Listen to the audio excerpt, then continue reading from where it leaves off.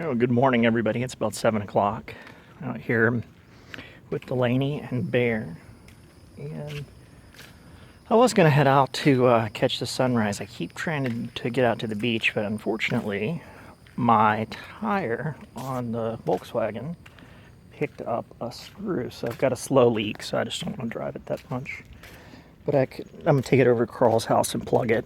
I mean, it holds air, but I don't want to be driving around on it if I don't have to. So, anyway, I figured I'd go ahead and explain what happened at the forge.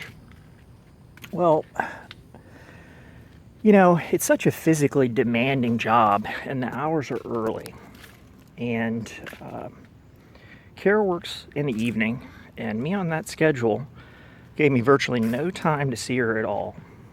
And most of the tasks being artistic, you really requires a great deal of concentration. So there's not a whole lot of socialization that you're doing. I mean, you're listening to music and stuff like that. But when you come home in the evening, there's just nobody there, day after day, and you're physically exhausted. So you don't really want to engage in any kind of intellectual pursuits.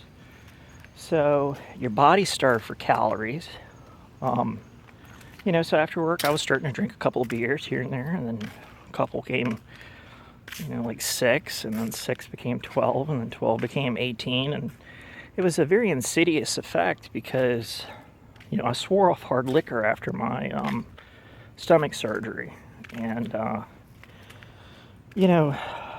never expected to be able, I never thought that I was developing an addiction when I was, because, working out all day, I never woke up hungover. I always felt great. I was having a great time, according to me. But when Kara would see me, the house is a wreck, and we'd argue and fight, and when you're putting that much effort out, and you're doing that physical job, you just get ripped strong, and there's a lot of testosterone flowing through your bones and body, and like it will make you very aggressive, no doubt. So went over to Kara's parents' house where Britt and her husband Brandon were living, and Kara and I's nephew Brock. And Brandon, can be, I mean, I like him. He's a good guy. He's a solid guy. We don't necessarily always get along because I take offense when people lack manners. Like when somebody sticks their hand on a plate or tries to intimidate with size or just doing, stuff like that. And I had been a dick a little while back because I can be just as much of a dick as anybody else. And I went up to him to apologize. And he just snubbed me. And, I had so enraged by, just the lack of common, I would say, etiquette, courtesy, anything, just to say, all right, He's like, I don't even want to talk to you. I was like, all right. I'm the kind of guy that likes to confront his problems head on. I don't gossip. I don't bullshit around like... I was like, all right, well, I'm going to cut your fucking heart out. Like, I was mad. I was going to whoop his ass. I was hot. I was like, you're going to disrespect me? I'm going to fuck you up. So, I mean, it was just not really the thing. That's not the way I've ever dealt with things in the past. I've never dealt with my problems in an aggressive or violent way. But I will fight a grown-ass man. I just will. Sometimes that's just, I guess, how guys are. It's how, I grew up, I'd wrestle and fight with my cousins. I had the advantage of being bigger for a long time. So the challenge would be a little bit different this time. But, that go around. But hopefully we've all gotten mature enough to not have to do that anymore. I remember Austin and I got into a little scrape when I was up in Virginia last, and in a physical contest he would have whooped me real hard at that point, and I was kind of shocked by it, really, um, because I had spent so much time doing nothing, coming out of that depression after, the passing of Matt, and I was about as weak as a kitten. So, I didn't feel good about being beaten. I realized how weak I was. I've been studying a lot about, there's the Linnean bear. Studying a lot about, how to prepare if a situation goes bad. Whether the economy collapses or, whatever. I mean, the world is an uncertain place, but there's a couple of things that you can always do, and you can be in physically good shape, and you can get to know your neighbors, and you can learn skills. And, at that particular junction, I thought it would be a really good idea to go to the forge. Now, I didn't make a lot of money. Wasn't there for the money, but I did learn a lot of skills, and I did prove to myself that I could withstand a really intense physical challenge. I mean, it was intense, and I'm very proud of that accomplishment. But where I failed was, the guys would have done, anything for me to keep me on the team, and I wasn't being very communicative about, how I was feeling lonely and isolated and exhausted, and I just, wanted to, not show any weakness or anything, and so it would bubble over, and, I just wouldn't be able to go in. I wouldn't show up, and, even that was forgiven because I'd, worked really hard to try and, work my way back from that. But,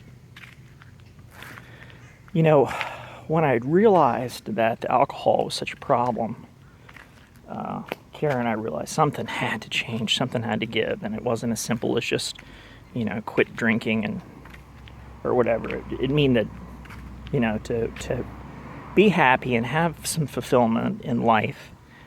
I want to be able to be there for her and spend time with her because she's working an incredible amount of hours, and it's given me an opportunity to catch up on these domestic things like,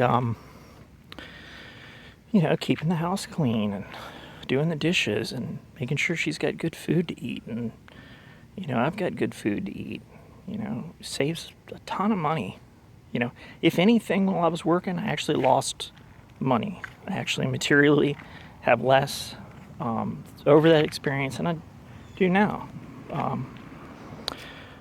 because of mismanagement. I mean, it's like when you get up in the morning, you don't have a lot of time for breakfast, so you'll stop at 7-Eleven and get a couple of Red Bull. That's $5, and you eat lunch out or get dinner when you get home, and that adds up way, way, way too quick when you consider you can buy some non-perishables and bread, rice, and make virtually anything you want to, eat great.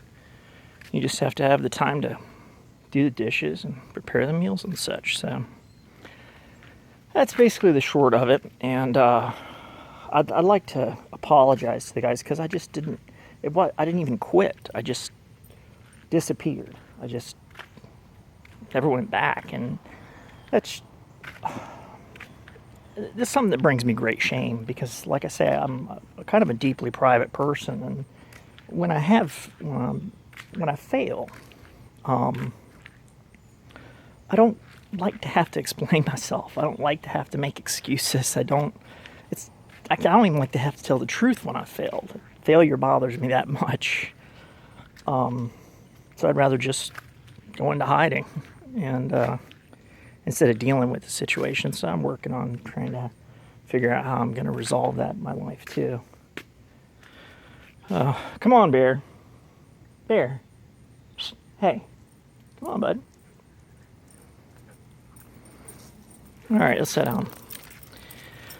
And I've got a lot of things that need to be covered here on YouTube. I've done a great deal of research into Russian history. I mean, we've got a fair amount of Russians around here, some of which I met on 4th of July, which is another story for another time. But they have a particular mindset because of the geography of the nation and the history of the nation. And, even past or current events. And they actually draw, a lot of things from American culture, because if you remember, they loved Western culture. So people my age, they were around the same time the Soviet Union collapsed in 1990. So here in the States, we could be looking at a similar type of situation. And everybody's talking about World War III. I can tell you where we're going to have some potential flashpoints for problems, but I do understand that there's a silver lining, and I'll be able to explain all that to you guys in forthcoming videos. So I hope you have a great day. I don't like to push it over 10, and I will catch you later.